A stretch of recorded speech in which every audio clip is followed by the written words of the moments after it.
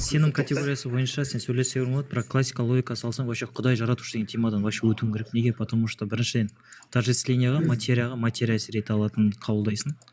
Сосын равно материя. Жоқтан бар болмайтын дәл сен соны дәлелдейсің. Жоқ деген нәрсе жоқ, ол тек қана бір заттың бір кеңістікте болуын қабылдайсың. Жоқтан бар болмайды дейтін болса, ол секен тождествление жасадың ба, бітті. Құдай деген понятие или жаратушы деген понятие ол жоқтан бар жасаушы, либо ол ұқсамайтын болса материяға, басқа зат болатын болса, неше бұл жерде уже классикалық логикадан құлайсың, болды, сен ары сөйлесіп те смысл жоқ. Вот это поворот! Материя және жаратушы байланысы. Атеист материяға тек материя әсер ете алады. Егер Құдай материя болмаса, ол әлемді жарата алмас еді деген уәж айтады. Бұл ой қаншалықты қисынды? Бұл пікірді мынандай мысалмен талдап көрейік. Ойынның ішіндегі кейіпкерді қозғалту үшін сен де сол ойынның ішіндегі пиксель немесе код болуын керек дегенге саяды.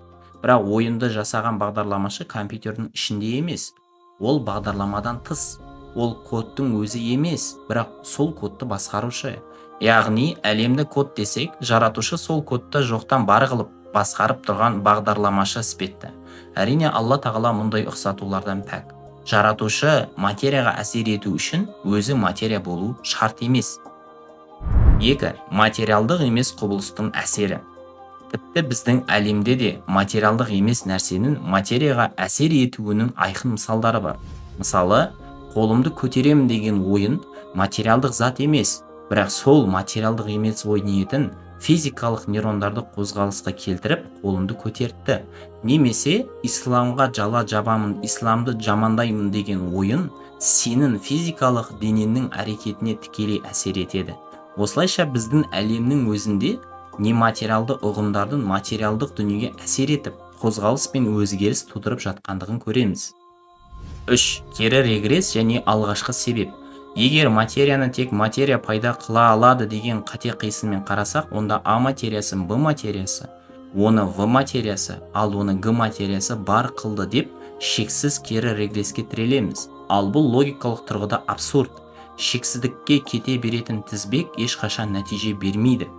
Бұл тізбекті басқару үшін ең басында материя емес, уақыт пен кеңістікке тәуелсіз, бұл әлемге мүлдем ұқсамайтын, мәңгі, өздігінен бар және өзгермейтін жаратушы болуы керек. Мысалы, жауынгерге оқ ату керек. Ол айтса, маған командирдің бұйрығы керек десе, ал командир өзінен жоғарғы шендінің бұйрығын күтсе, және бұл тізбек осылайша шексіз жалғаса берсе, онда оқ ешқашан атылмайды. Оқ бұйрық алуды қажет етпейтін, ең жоғарғы басшыдан пәрмен келгенде ғана атылады. Дәл сол сияқты бұл әлем мәңгі емес, оның бастауы бар. Яғни ол жоқтан бар болған.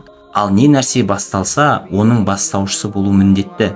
Ол бастаушы бұл әлемге мүлдем ұқсамайтын, әлемнің жалғыз жаратушысы Алла тағала. تبارك الذي بيده الملك وهو على كل شيء قدير الذي خلق الموت والحياة ليبلوكم أيكم أحسن عملا وهو العزيز الغفور الذي خلق 7 سماوات طباقا ما ترى في خلق الرحمن من تفاوت فارجع البصر هل ترى من فطور ثم رجع البصر كرتين ينقلب إليك البصر خاسئا وهو حسير